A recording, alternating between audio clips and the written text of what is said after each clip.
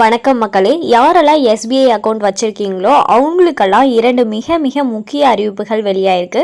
அது என்ன அறிவிப்புகள் அப்படிங்கிற முழு விவரங்களையும் தெரிஞ்சுக்க வீடியோ கொஞ்சம் கூட ஸ்கிப் பண்ணாமல் கடைசி வரைக்கும் முழுமையாக பாருங்கள். இதுதான் முதன்முறையாக நம்ம வீடியோ பார்க்குறீங்கன்னா மறக்காமல் நம்ம சேனலை சப்ஸ்கிரைப் பண்ணிவிட்டு அந்த லைக் பட்டனை தட்டி விட்டுருங்க. வாங்க வீடியோக்குள்ளே போகலாம். இந்தியாவில் முக்கிய நகரங்கள் முதல் துவங்கி உள்ளூர் சந்தைகள் வரை அனைத்து இடங்களிலும் யூபிஐ சேவையை மக்கள் பயன்படுத்தி வருகின்றனர். சிறிய பெட்டி கடைகள் முதல் பெரிய பெரிய ஹோட்டல்கள் வரை இந்த யூபிஐ சேவை பயனுள்ள வகையில் பயன்படுத்தி வருகின்றன.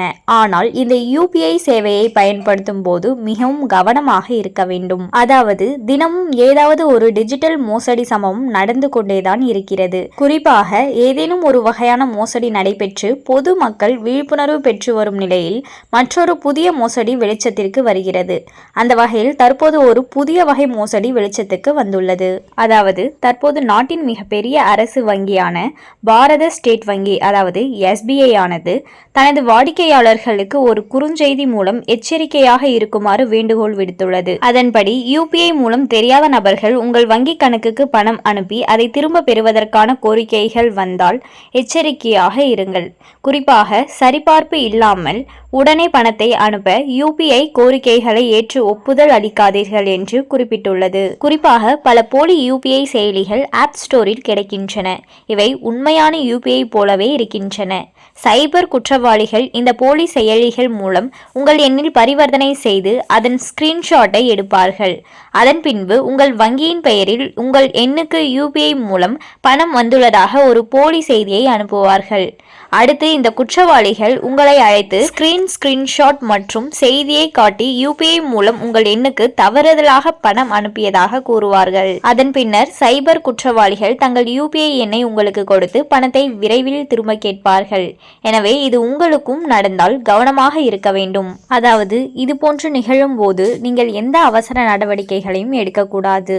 அதுவும் யூபிஐ உடன் இணைக்கப்பட்ட உங்கள் வங்கி கணக்கை சரிபார்த்து நீங்கள் உண்மையிலேயே பணத்தை பெற்றுள்ளீர்களா இல்லையா என்பதை முதலில் பாருங்கள். ஒருவேளை உங்களுக்கு பணம் கிடைக்கவில்லை என்றால் நேரடியாக சைபர் கிரைம் ஹெல்ப்லைன் எண்ணை அழைத்து புகார் கொடுக்கவும். இதன் மூலம் மோசடியில் இருந்து தப்பிக்க முடியும். ஒருவேளை தெரியாத ஒரு நபரிடம் இருந்து உங்கள் வங்கி கணக்குக்கு பணம் வந்ததும் 15 முதல் 20 நிமிடங்களுக்கு பேங்க் பேலன்ஸ் செக் செய்ய வேண்டாம். இல்லையெனில் அப்படி தொகை வந்த உடனே பின் நம்பர் போடுகிறீர்கள் என்றால் வேண்டுமென்றே தவறான பின்னை பதிவிடுங்கள். இந்த இரண்டில் ஏதாவது ஒன்றை செய்தால் கூட பணம் ரெக்வெஸ்ட் ரத்தாகிவிடும். இதனால் மோசடியில் எளிதாக தப்பிக்கலாம் என்பது குறிப்பிடத்தக்கது. அதுவும் இந்த டிஜிட்டல் யுகத்தில் ஒவ்வொரு செயலிலும் கவனமாக இருப்பது அனைவரின் கடமையாகும். காரணம், தப்பினால் மரணம் என்ற பழமொழி கேள்விப்பட்டிருப்போம். அதே போல இந்த டிஜிட்டல் யுகத்திலும் இருக்க வேண்டும். சிறுக சிறுக சேமித்த பணம், உங்கள் முக்கிய புகைப்படங்கள், வீடியோக்கள் என அனைத்தும் டிஜிட்டல் மயமாக்கப்படுகின்றன. எனவே டிஜிட்டல் யுகத்தில் நாம் கவனமாக இல்லையெனில் மிகப்பெரிய பாதிப்பு வந்துவிடும். ஸோ பார்த்தீங்கன்னா இந்த காலகட்டத்தில் எல்லா விஷயங்களுக்குமே டிஜிட்டல் முறை தான் பயன்படுத்திட்டு வராங்க எல்லாருமே. ஸோ பார்த்தீங்கன்னா எல்லாரும் கவனமாக இருக்குங்க. இதனால் உங்களோட பணம் பறி போகிறதுக்கு நிறைய வாய்ப்புகள் இருக்குது.